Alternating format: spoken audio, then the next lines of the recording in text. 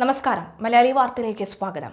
ഇന്ന് രാത്രി 8:30 രാജ്യത്ത് ചിലപ്പോഴൊക്കെ പലതും സംഭവിക്കാൻ സാധ്യതയുണ്ട്. പ്രധാനമന്ത്രി നരേന്ദ്രമോദി ഇന്ന് രാത്രി 8:30 രാജ്യത്തെ അഭിസംബോധന ചെയ്യും. പ്രസംഗത്തിന്റെ വിഷയം എന്താണ് എന്ന കാര്യത്തിൽ ഇതുവരെ ഔദ്യോഗിക സ്ഥിരീകരണം ലഭിച്ചിട്ടില്ലെങ്കിലും പ്രധാനമന്ത്രി എന്തിനെക്കുറിച്ചാകും സംസാരിക്കുക എന്നതിനെ ചൊല്ലി അഭ്യൂഹങ്ങൾ നിരവധിയാണ്. സർക്കാരിന്റെ നിലപാടിനെതിരെയുള്ള പ്രതിപക്ഷ പ്രതിഷേധത്തെ തുടർന്ന് വനിതാ സംവരണ ബില്ല് പാർലമെന്റിൽ പരാജയപ്പെട്ടതിന് പിന്നാലെയാണ് ഈ അഭിസംബോധന എന്നത് ശ്രദ്ധേയമാണ്.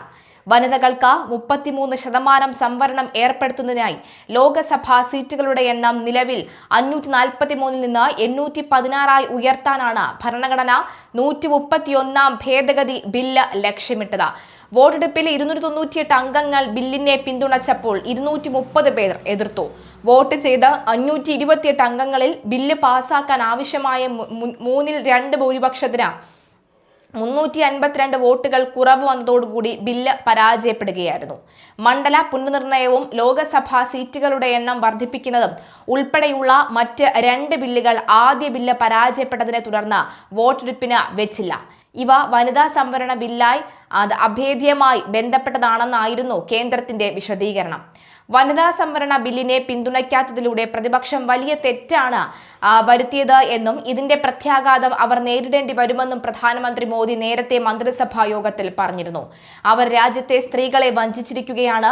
ഈ സന്ദേശം ഓരോ വ്യക്തിയിലേക്കും ഓരോ ഗ്രാമത്തിലേക്കും എത്തിക്കണം, പ്രധാനമന്ത്രി പറഞ്ഞതായി ചിലർ വ്യക്തമാക്കുന്നു. അതേസമയം പഴയ വനിതാ സംവരണ ബില്ല് നടപ്പിലാക്കണമെന്നാവശ്യപ്പെട്ട് പ്രതിപക്ഷം പ്രധാനമന്ത്രിക്ക് കത്തെഴുതുമെന്നാണ് വിവരം.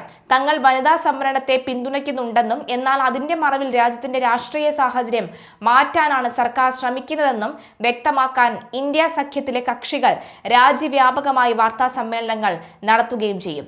GST 2.0 പരിഷ്കരണത്തെക്കുറിച്ച് വിശദീകരിക്കാനായി 2025 സെപ്റ്റംബർ 21 പ്രധാനമന്ത്രി അവസാനമായി രാജ്യത്തെ അഭിസംബോധന ചെയ്തത്.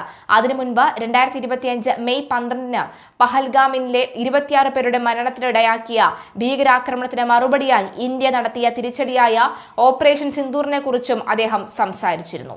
എന്തായാലും പ്രധാനമന്ത്രി അഭിസംബോധന ചെയ്യുന്ന ഓരോ ദിവസവും രാജ്യത്തെ അഭിസംബോധന ചെയ്യുന്ന ഓരോ കാര്യങ്ങളും വളരെ പ്രാധാന്യത്തോടു കൂടി തന്നെയാണ് നമ്മൾ എല്ലാവരും കേൾക്കുന്നത്.